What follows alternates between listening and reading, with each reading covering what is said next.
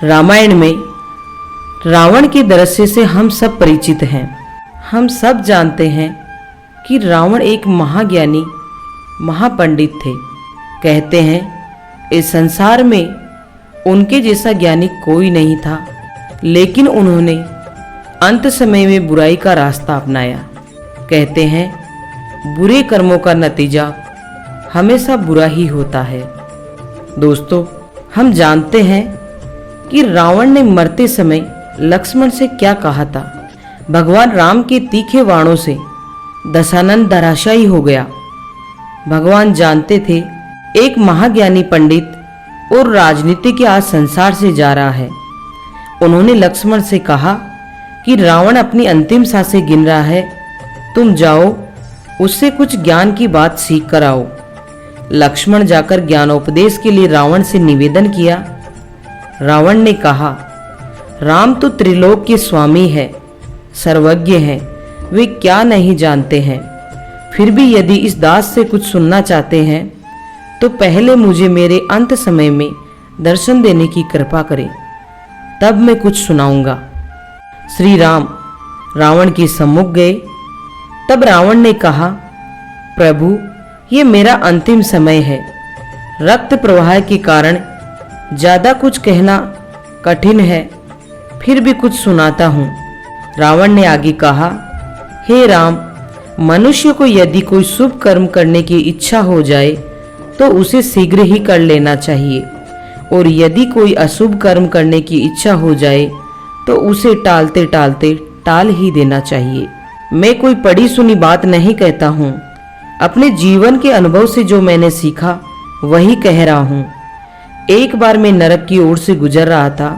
वहां मैंने देखा कि जीवों को बहुत दुख दिया जाता है। मेरे मन में आया कि मैं धरती से स्वर्ग तक सीढ़ी लगा दूं, ताकि सभी जीव आसानी से स्वर्ग जा सके, किसी को नरक जाना ही न पड़े। समुद्र के खारे जल को देखकर मेरे मन में आया कि क्यों ना इस अपेय जल को उलीच दूं और समुद्र में दूध, घी, मक्खन आदि भर दूं। इससे लोगों को बहुत सुविधा हो जाएगी। मेरी लंका सोने की है, पर मैं सोचा करता था कि यदि सोना में भी सुगंध हो जाए तो कितना अच्छा होगा। मैंने सोचा मैं सोने में सुगंध भर देना चाहता था। देव, दानव, यक्ष, गंधर्व, यहाँ तक कि इंद्र, ब्रह्मा और विश्वकर्मा भी मेरे अधीन थे। मेरे लिए ये सब करना कोई बड़ी बात नहीं थी, पर मैं आजकल कहकर टालते चला गया।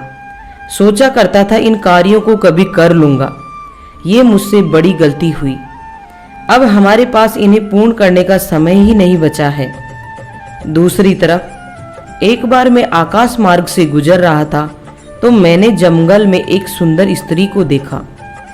उसे देखकर मेरे मन में कुविचार उत्पन्न हुआ कि इस सुंदरी को भी अपनी पत्नी बनाऊंगा।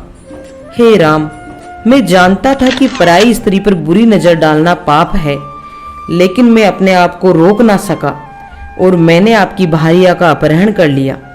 यदि मैं अपने उस कुविचार को उस दिन रोक पाता तो आज ये बुरा दिन देखना नहीं पड़ता।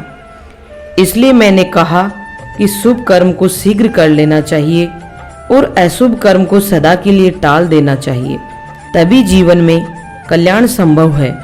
अपने शत्रु को कभी अपने से छोटा नहीं समझना चाहिए। मैं ये भूल कर गया। मैंने न केवल हनुमान को छोटा समझा बल्कि मनुष्य को भी छोटा समझा। मैंने जब ब्रह्मा जी से अमरता का वरदान मांगा था तब मनुष्य और वानर के अतिरिक्त कोई मेरा वध न कर सके ऐसा कहा था, क्योंकि मैं मनुष्य और वानर को तुच्छ समझता था। ये मेरी गलती थी। रावण ने अंतिम बात ये बताई कि अपने जीवन का कोई राज हो तो उसे किसी को नहीं बताना चाहिए। यहाँ भी मुझसे गलती हुई। मैंने अपनी मृत्यु का राज अपने भाई विभीषण को बताया, जो आज मेरी मौत का कारण बन गया। ये मेरे जीवन की सबसे बड़ी गलती थी। इतना कहकर रावण का गला अवरुद्ध हो गया और उसके प्राण फकीरू उड़ गए।